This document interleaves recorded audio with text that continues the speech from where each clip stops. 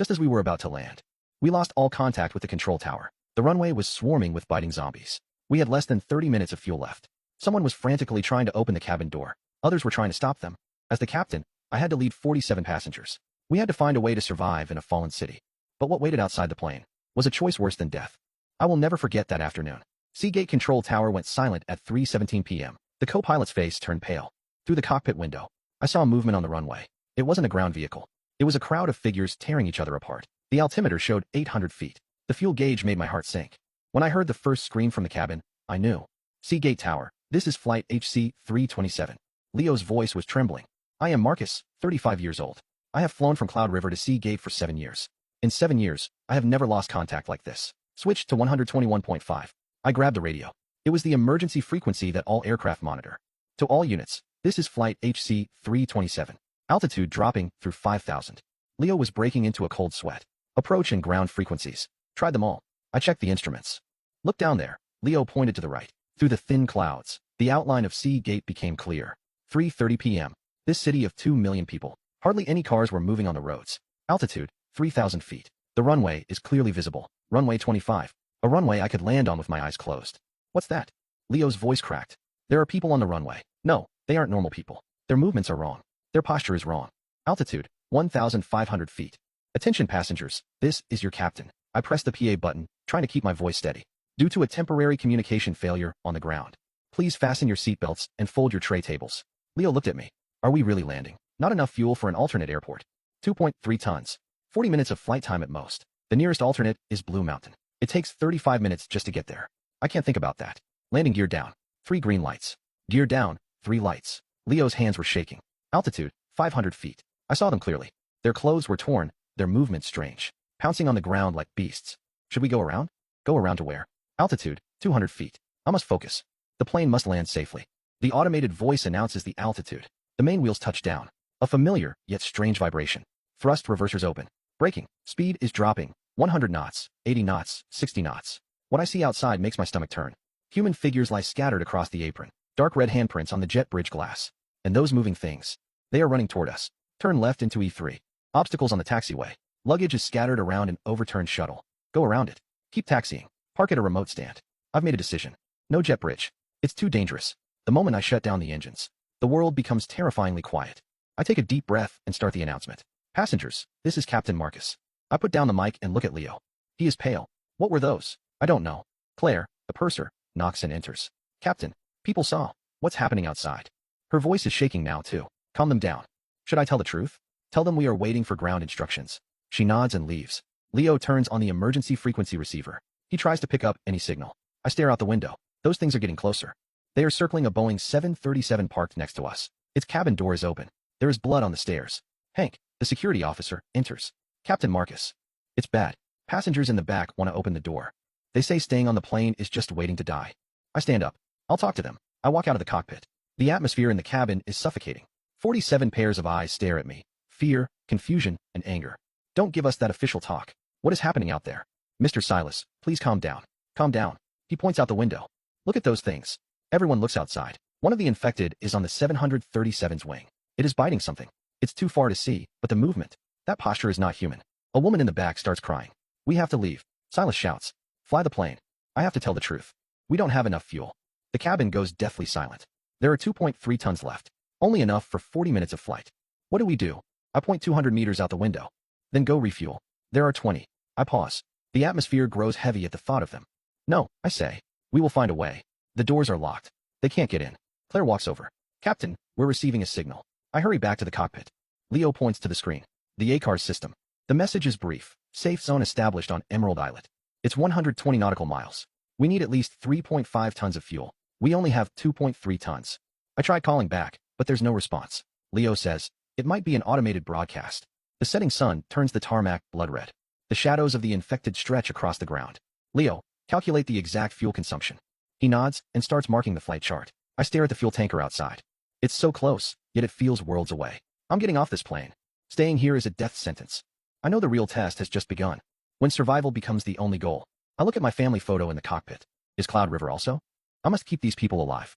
Even if there is only a sliver of hope. The temperature in the cabin begins to rise. Without the engines, the air conditioning has stopped. An hour later, People were already starting to sweat. Can't we open the door for some fresh air? A woman in 28B fanned herself with her boarding pass. No. I stepped out of the cockpit. Silhouettes of the infected roamed the tarmac. Turn on the auxiliary power. I told Leo. The APU uses fuel. Run it for 10 minutes to ventilate the cabin. But I knew this was only temporary. Everyone. All eyes focused on me. First, you have all seen the situation outside. The infected are aggressive. The infected? Is it some kind of virus? I am telling the truth, but judging by their behavior. Several people gasped. Second, our fuel situation. But we received word that Emerald Islet has a safe zone. Yes, so we need to refuel. How? You just said there are over 20 of those things out there. The fuel tanker is at stand 4, 200 meters away. Hank pondered. 200 meters. Are you crazy? Do you have a better idea? Enough. I raised my voice. Now is not the time for fighting. Thinking about what? No way. I'll find a way to get everyone out. A man in black overalls raised his hand. Can I ask a question? Does the fuel tanker need a key? Good question. I looked at Leo, but he shook his head. The man continued. I'm Graham. I used to work at the airport. Ground vehicle keys are usually in 2 places. On the sun visor, or in the crew lounge. Where is the lounge? It's closer than the fuel tanker. But there's a problem. Graham rubbed his chin. Even with the key, operating a tanker requires technical skill, coupling, pressure control, flow regulation. One mistake, and things will go wrong. Can you do it? Theoretically. But I've never done it for real. At least we have a direction. There's one more problem. Suddenly, a loud thud came from outside. An infected was banging on the nearby 737's fuselage. More infected began to swarm toward the sound. Turn it off. Leo rushed into the cockpit. Seconds later, the APU stopped. The cabin became stifling again. Too late. Several infected were swarming the 737. They were trying to get through the open door. They're sensitive to sound. This is actually an opportunity. Who's going to volunteer for this suicide mission? Silas sneered. I'll go. The speaker was a young man in seat 35A. He looked under 30 and very fit. Who are you? Hunter. I'm a fitness coach. Running fast won't help, Silas said dismissively. One mistake, and it's over. It's better than waiting here to die. Who says we're waiting to die? The police and army will definitely come. Look outside. Aside from us and that 737, the airport was empty. No other planes were in sight.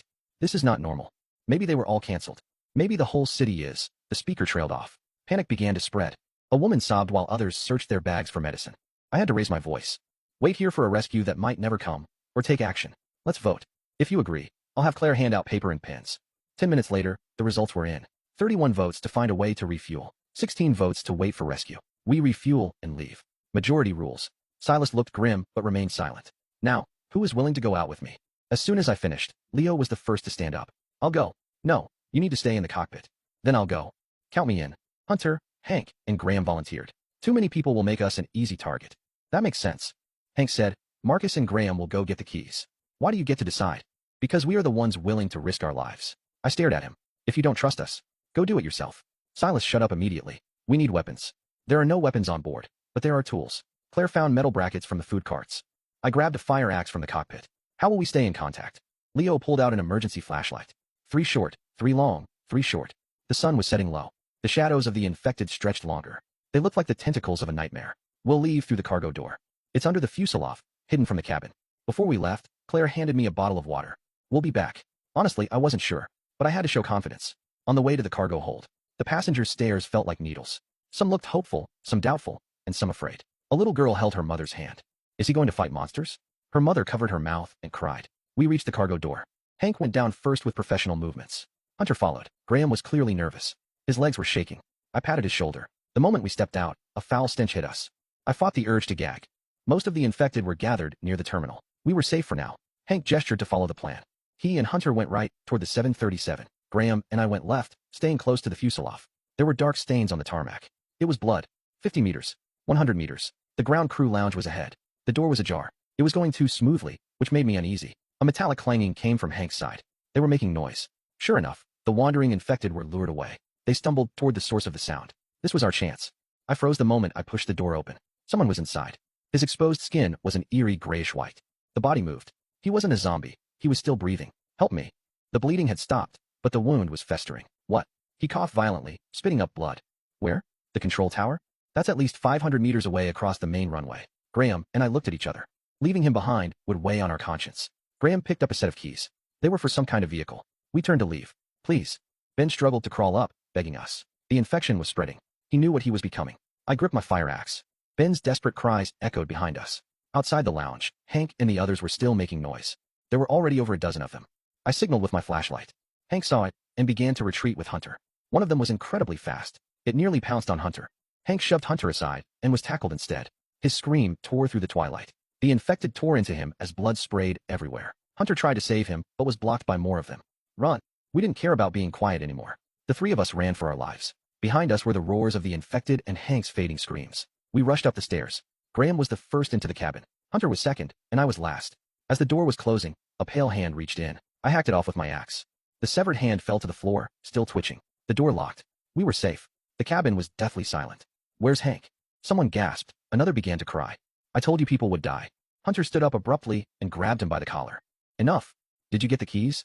Dead silence again. The control tower was 500 meters across the runway. Everyone just saw Hank die. No one wanted to take another risk. No. Graham suddenly spoke. I remember. Everyone looked at him. We still have to go to the control tower. Yes. It was completely dark. Outside. Rest for tonight. No one objected. Everyone was exhausted, physically and mentally. Claire began distributing the remaining food and water. Supplies on the plane are limited. Save them. 2 days. We'll all die here. I went back to the cockpit and looked at the dark runway. Somewhere, the outline of the control tower was barely visible. Captain Leo handed me a sandwich. Eat something. I took it, but I had no appetite. What do you think is happening out there? Don't think too much. Maybe the whole country, even the whole world, is going through the same disaster. If so, is Emerald Islet really safe? One step at a time. Outside the window, one of the infected crashed into the landing gear. 3 a.m. Rear cabin, Silas and a few others huddle together. Their voices are low but intense. Hank is already dead. I get up and walk over. Silas turns around, his eyes bloodshot. What are you talking about? A real way out of here. I'm listening. He takes a deep breath. We think. Are you crazy? Hunter wakes up. Those things are everywhere outside. It's not safe here either. They'll find a way and eventually. What about food and water? 2 days at most. We split up. Silas looks at his followers. Those willing to come with me. This isn't just waiting to die.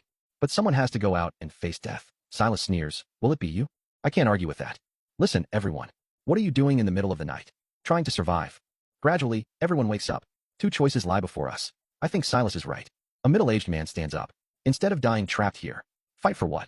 Hunter retorts. Look at what happened to Hank. Do you have a better plan? The argument grows more intense. I have to step in. It's the middle of the night. Even if we leave, we must wait for dawn. They can see better in the daylight. At least we will be able to see clearly, too. The 2 groups face off. Suddenly, a soft voice speaks up. It is a young girl, a recent graduate. What are we voting on? If the majority agrees Silas should leave, then open the door. Otherwise, it is false imprisonment. The atmosphere tenses instantly. This isn't imprisonment. Whose safety are you worried about? Silas approaches me. Yours? Or those cowards? A burly man, a friend of Hank's, steps forward. Don't forget, Hank died saving people. Then he was a fool. What did you say? Hunter clenches his fists. I'm just telling the truth. Silas refuses to back down. In this situation, talking about sacrifice is just stupid. People like you. He looks at me. Silas, I say, trying to stay calm. If you insist on leaving, I won't stop you after dawn. He sneers. You're the ones hindering our survival. Survival? With all due respect, Silas, do you know how many of the infected are out there? Do you know their behavior patterns? I don't, but at least the plane provides temporary protection. Silas scoffs at the word. So you admit it's only temporary. Temporary is better than suicide. Who says it's suicide? Silas turns to the others. Everyone, I'm a businessman. I don't take bad risks. I've watched them. Those things have a pattern. It's possible to avoid them. You're drawing conclusions after only a few hours? It's still better than doing nothing. I notice 7 or 8 people are clearly siding with Silas. They are mostly young men, plus 2 women. Listen, I suggest we all calm down. At dawn, if Silas still insists on leaving, I will open the cargo door for you. However, why? Silas thinks for a moment. Fine, but I have conditions. We're taking a portion of the food and water. Claire objects immediately. We barely have enough. That's our share. Silas argues. You lose your share once you leave. Based on what? I raise my hand to stop them. Silas. The supplies on the plane are limited anyway. He thinks for a second. Fair point. Then I want you to distract those things for us. What? You need to make some noise from the plane. Draw them over, and we'll leave from the other side. You're using us as bait? It's mutually beneficial. Silas shrugs. Aren't you going to the control tower anyway? It's on the way. Truly a businessman, always calculating. I refuse. Then we're leaving right now. Silas threatens, now. He walks toward the rear hatch. Wait. Silas's men surround them. The scene turns chaotic. Stop it. At row 28, Silas's men are tearing up the seats. They want to smash open the hatch. Crazy. You're all crazy. The other passengers retreat in fear. A child starts crying. Suddenly, everyone goes silent. The infected outside were drawn by the noise. Through the window, at least 5 or 6 of them are slamming into the plane. Look at what you've done. Someone breaks down crying. Silas's face turns pale too. He forces himself to stay calm. What are you afraid of? They can't get in. However, the hatch's inner lock is already loose. Was that an accident? I walk over to check. The situation is worse than I thought. The latch is deformed. It still locks. but its strength is compromised. Why should we listen to you? Because the rear hatch is about to give way. Everyone's expression changed instantly. The faint sound of metal snapping. Move. Now. No one hesitated. Everyone rushed toward the front cabin, pushing, trampling, and screaming. Evacuate in an orderly fashion. But it's useless. Panic has completely taken over. The noise grew louder. I looked back and saw a gap in the rear hatch. A pale hand reached inside. Piercing screams filled the air. I grabbed a fire axe and charged. I hacked down with the axe. But the gap remained. More hands were reaching in. Leo, close the isolation door. I shouted. The 747 has a cabin isolation system. Leo reacted quickly and pressed the emergency button. The fire door began to slide down. Faster. The door was halfway down when an infected's head squeezed through. A rotting face with hollow eyes and bared teeth. I swung the axe again. Its skull split, and brain matter splattered. Finally, the isolation door closed completely. But the rear cabin is lost. Our living space is down by a third. This is all your fault. If you hadn't insisted on opening that door. What now? Will those things get inside? Panic, anger, and despair filled the air. Silas was panicking, but he still tried to make excuses. Shut up. Everyone looked at me. Cause more trouble, and I'll throw you to the infected myself. He wanted to argue. But then he saw my bloody fire axe. He swallowed his words. Graham, how long will the door hold? It's fire rated for 4 hours. Claire, recount the people and supplies. Hunter, get some strong guys together. Take turns guarding the door. Leo, keep trying to contact the outside. Understood. Order slowly returned as everyone got to work. But I knew. The conflict had already torn this group apart. Trust was gone. When survival is the only goal. 5 a.m. The sky began to brighten. The door was still being pounded. But it held for now. I stood in the cockpit, looking at the control tower. I have to go. Not for everyone, but for those who still believe in me. Graham walked over. I have a plan. Use the APU noise to lure the infected to the tail. Then we exit through the front cargo hold. The tail is already compromised. They will swarm the isolation door. We'll leave from the front. That makes sense. I know. I'll go. Leo said, I'm going with you. I'm coming too. I looked at those who still believed in me and supported me. Thank you. But we can't have too many. Leo and I are enough. Using my authority as captain, I said, Hunter, you are in charge of security here. Graham, you guide us remotely. They wanted to argue, but finally nodded. Dawn broke. The banging on the isolation door continued. It sounded like a countdown. At 6 a.m., it was bright enough to see the apron clearly. It was worse than I imagined. Last night's noise attracted even more of them. There were at least 30 infected. Most were gathered at the tail, frantically hitting the damaged rear door. APU started. The auxiliary power roared. It worked. The infected were drawn to the sound. More swarmed toward the tail. The area ahead is relatively clear. Leo and I quickly check our gear. Graham hands me a hand-drawn map. The layout of the control tower. He lowers his voice. If you encounter survivors, one more person means one more risk. Use your discretion.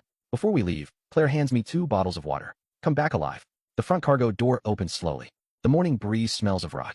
We move quickly along the fuselage. The tower is to the northwest, 500 meters away. Nowhere to hide. We use service vehicles and luggage carts for cover. 50 meters. Everything is going smoothly. 100 meters. Leo suddenly pulls me back. An infected is wandering ahead. It was ground crew once. Its orange vest is torn, revealing rotten skin. We can't go around it. We must take it out. I grip the fire axe and approach. Its back is to us. It seems to be eating something. 3 meters.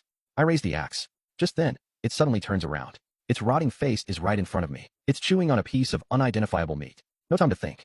I swing the axe down. A direct hit to the skull. It falls, twitches, and stops moving. 200 meters.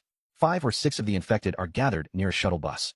Taking a detour will add another 100 meters to our trip. We are almost at the edge of the runway. We must cross the runway to reach the control tower. The runway is 45 meters wide with no cover at all. If we are spotted, we are dead. Leo points to the right. A small plane is parked in the maintenance area. A Gulfstream G650 business jet. Let's go around that way. We move quickly to the side of the jet. The cabin door is open. We approach carefully. Someone's alive. Leo and I look at each other. Should we go inside? I push the door open and gasp at the sight. There is blood everywhere. A sound comes from the cockpit. A pilot is slumped in his seat. His legs are gone from the knees down. A tourniquet is tied to his thighs, but blood is still seeping out. I give him water. He drinks greedily, then coughs violently. Thank you, he rasps. His voice sounds like a broken bellows. Yesterday morning. He says breathlessly. The boss wanted to leave. The others? All dead. Or turned into. He points outside. Your legs? His skin is already turning gray. Please. He grabs my hand. End it for me. Not this request again. Tears stream from his cloudy eyes. I grip the axe tightly. Thank you. He closed his eyes. I raised the axe. It came down. Quick and clean. His expression became peaceful. Let's go. Leo patted my shoulder. We left the business jet and moved forward. We were about to cross runway 7. We lay at the edge of the runway, observing. Then we sprinted. The 45-meter runway felt like 450 meters. My heart pounded, and my breathing grew heavy. We finally reached the other side. The control tower was right there. An 8-story building. The main door was locked tight. The side door. Graham said there's a staff entrance. Found it. The moment I pushed it open, a foul stench hit us. Bodies were scattered all over the lobby. Some in uniforms, some in plain clothes. They looked like they had been dead for a while. Careful. He was right to be cautious. These bodies could reanimate at any moment. We stayed close to the wall. We passed the duty room. The scene inside was even worse. A fierce struggle must have happened here. Tables were overturned, and computer screens were shattered. Blood was splattered across the walls. Don't look. We reached the second floor. The control room door was open. Except for a few overturned chairs. Everything looked ready for work. The radar was spinning, and the screens were still lit. But there were no plane signals. The backup power is still running. Leo, check where the equipment keys are. They should be. He searched and found them. A set of keys labeled ground vehicles. Perfect. We returned to the first floor and found the basement stairs. It was pitch black. Our flashlight beams were weak in the darkness. Every step felt like walking into an abyss. The basement was huge, filled with pipes and machinery. The generator room was at the very end. I had a bad feeling. The light hit an infected crouching in the corner. Hearing us, it slowly turned its head. It was a controller. His badge was still on. It stood up, swaying unsteadily. Then it suddenly charged. Leo reacted quickly and jabbed his crowbar forward. It hit the infected right in the chest. I buried my axe in its head. It fell. The generator is over there. It was a massive diesel generator unit. Do you remember the startup procedure? I remember. Leo began checking the oil level, opening the pump, and preheating. Boom. The airport lights flickered on instantly. Success. But our joy lasted only seconds. Footsteps, thuds, and roars. The lights alerted all the infected. We rushed out of the generator room. 3 of the infected were blocking the stairs. No way back. This way. Leo found another exit. He pushed open an emergency door. It was a ramp to the ground. But the exit was right next to the main runway. The roars behind us grew closer. We burst out onto the surface. The sun was blinding. On the runway, at least 20 infected were charging at us. Run to the plane. 500 meters never felt so far. Leo was running ahead. Suddenly, he tripped. An infected lunged from the side. It bit his arm. Ah! He screamed, smashing it with his club. I rushed over and killed the infected with my axe. But there was no time to think. Keep running. They are getting closer. 50 meters. The plane was right there. Open the door. The cargo door opened. Hunter and Graham were there to help. Leo, get up first. An infected pounced. The axe sweeps another away. Ruefe finally climbs the ramp. Hands slam against the door as it shuts. Safe. Leo. Claire sees his wound. I'm fine. Everyone stares at his arm. Leo tries to speak. Bandage it first. Claire brings the medical kit. But we know it's just buying time. Is the generator started? Graham asks. I'll handle the remote fueling. The fueling system is online. Fueling. S-time. The progress bar moves slowly. How long? 30 minutes. He leans back, sweating. You'll be fine. He smiles bitterly. I'm a pilot. His arm is already changing color. How much longer? And then what? He looks at me. When it's time, let me out. He is firm. I don't want to become one of those things. And I don't want to hurt you. The cabin goes silent. Someone is sobbing. Even Silas is quiet. Refueling has begun. The fuel gauge starts to rise.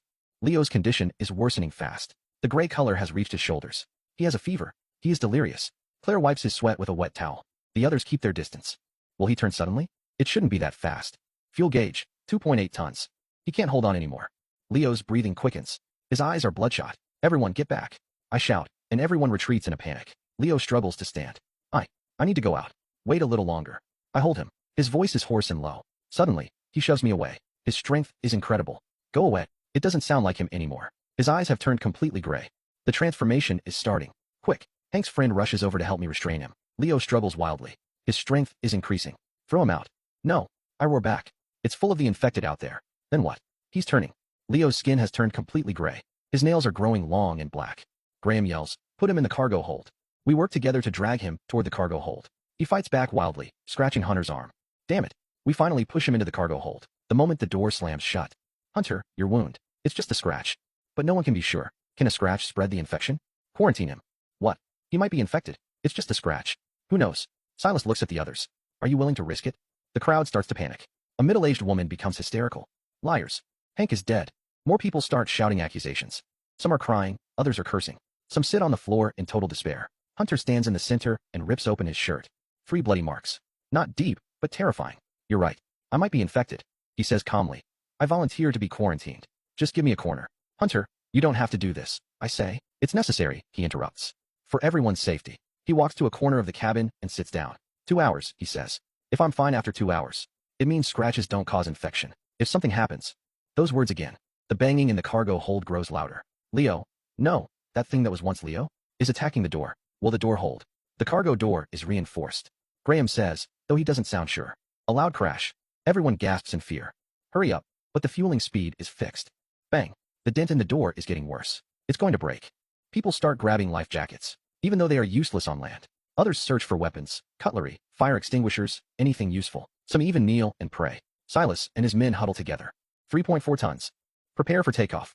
I rush to the cockpit, but Leo isn't there. Who will be the co-pilot? I'll do it. You can fly a plane? I know the theory. There is no other choice. Silas rushes in.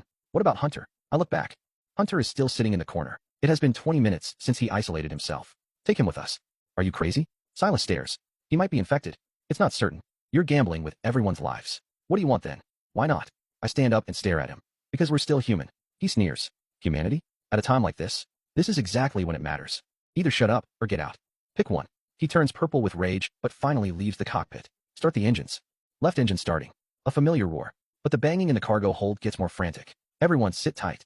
No one needs a second warning. Taxiing to the runway. The plane starts to move. Outside, the engine noise attracts the infected. They chase us wildly, but they can't catch up. Ahead, the runway is swarming with the infected. Twice as many as this morning. I say, keep accelerating. The plane jolts. Constant impacts. A scene of mangled flesh. I tell Graham. He is pale, but he keeps operating the controls. 60 knots. The cargo door is breaking. It is severely deformed. It could burst at any moment. 100 knots. Warning lights are on. Graham, pull the yoke with me. The plane struggles to lift its nose. The cargo door bursts the moment we leave the ground. Falling from 50 meters high. The landing gear. It won't retract. Graham checks. The hydraulic system is damaged. Warning lights are flashing everywhere. Low hydraulic pressure. Fuel leak. But it is still flying, taking us away from this hell. Altitude 500 feet. The city reveals itself below. Fires everywhere. Black smoke rises to the sky. The dense black dots on the streets are all infected. The entire city has fallen. Graham checks the navigation, bearing 120. Distance, 115 nautical miles. Is there enough fuel? He calculates quickly, just enough. But there is no reserve. No second chance. We must succeed on the first try. How is Hunter? She returns from checking with a troubled look. He is fine, Captain. She whispers. Silas and the others are discussing something. It doesn't look right. Marcus frowns. Altitude, 3,000 feet. But the warning lights are still flashing. Can we make it to Emerald Islet?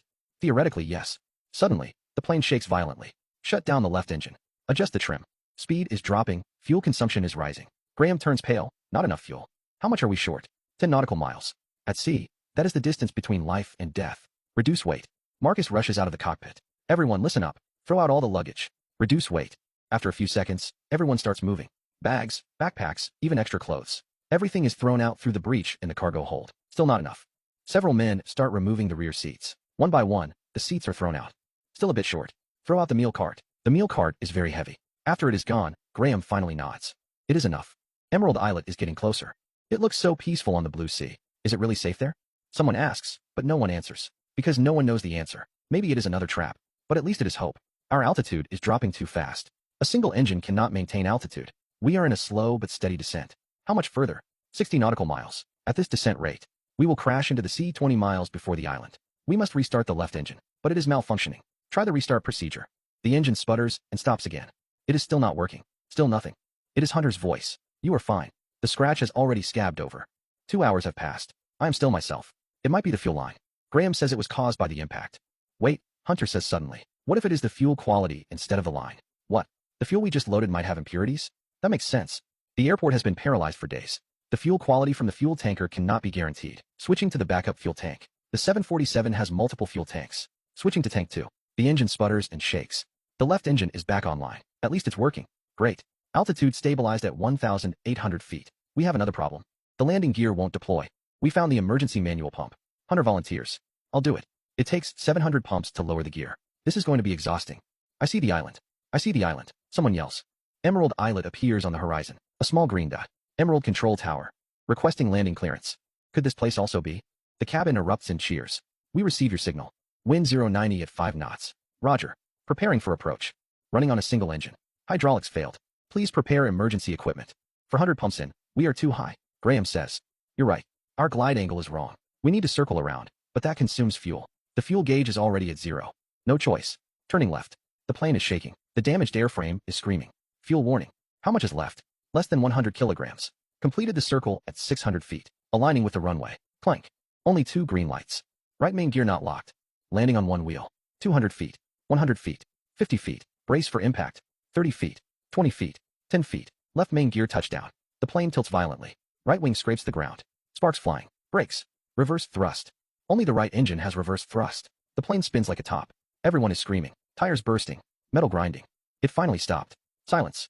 Then cheers, crying, and prayers. We survived. Evacuate in an orderly manner. Emergency slides deployed. sliding down one by one. People in hazmat suits are waiting on the ground.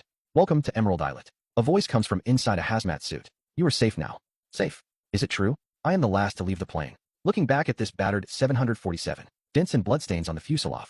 A broken cargo door. Blown out tires. It carried us out of hell. We are taken to a makeshift quarantine zone. Standard procedure. There are beds in the tents. There is food and water.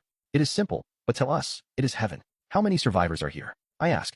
3,000 locals. And over 2,000 evacuees. The person in charge is a middle-aged woman. Her name is Elena. What about other places? We have lost contact with most cities. How did you hold out? Luck. She says the island is remote. We blocked all access points immediately. What about supplies? We hope. We hope rescue arrives by then. Silas finds me that night. I want to apologize. I was too impulsive on the plane. He lowers his head. I almost got everyone killed. It is over now. Thank you. He reaches out his hand. The next day, the observation period ends. We are assigned to a temporary living area. An abandoned resort. It has now become a refugee camp. Conditions are basic. But a roof and a bed are better than the plane. Your wound has healed. He shows his arm. Only a faint scar remains, proving the scratches aren't infectious. He hesitated. Claire, let him go. Life on the island is very orderly. Wake up at 6 a.m. Tasks are assigned. Some do repairs. Everyone has something to do. Graham became the backbone of the technical team. The island's generators and water purifiers need maintenance. Silas has also changed a lot.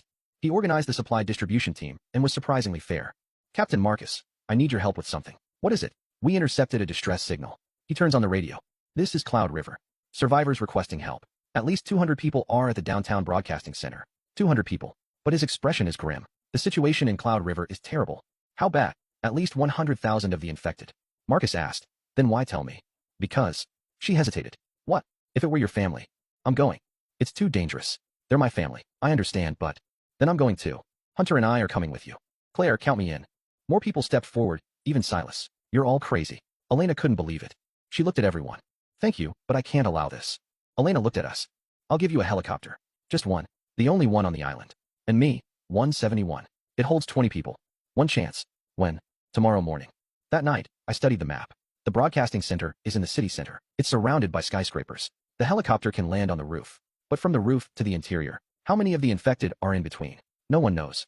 In the end, 15 people volunteered. The helicopter will hover over the roof. It will only land once it's safe. If it's not safe, immediate evacuation. No one disagreed. Even Graham knew the risks. Takeoff is at 4 a.m. It's still dark. The helicopter roars, echoing loudly over the silent sea. Flight time, 45 minutes. Fires are everywhere. Someone points to the ground. A massive, dark crowd. A swarm of the infected, moving slowly. Tens of thousands, like a colony of ants. No one can look away. This is the end of the world. Cloud River comes into view. The bustling city is now a ruin. The broadcasting center is still standing. The signal light on the 30th floor is still flashing. People are alive. Prepare to land. The roof is empty. It's too easy. Scout team, move out. Hunter, take the lead. The three of them disappear into the stairwell. 5 minutes pass. 10 minutes. The radio crackles. Clear. Survivors are on the 25th floor. How many? 237 people. More than we expected. Can they get up here? How long to clear the path? 20 minutes. The helicopter hovers. 15 minutes later, the first group appears. The elderly and children. Women. Then I saw my wife and daughter. They were thin and haggard, but alive. Daddy. My daughter ran into my arms. My wife was crying. I was crying too. Get on. People board in groups. 50 people. 100 people. 150 people. Overloaded. We can't take any more. But over 30 people are still left. You go first, Hunter said. We'll stay.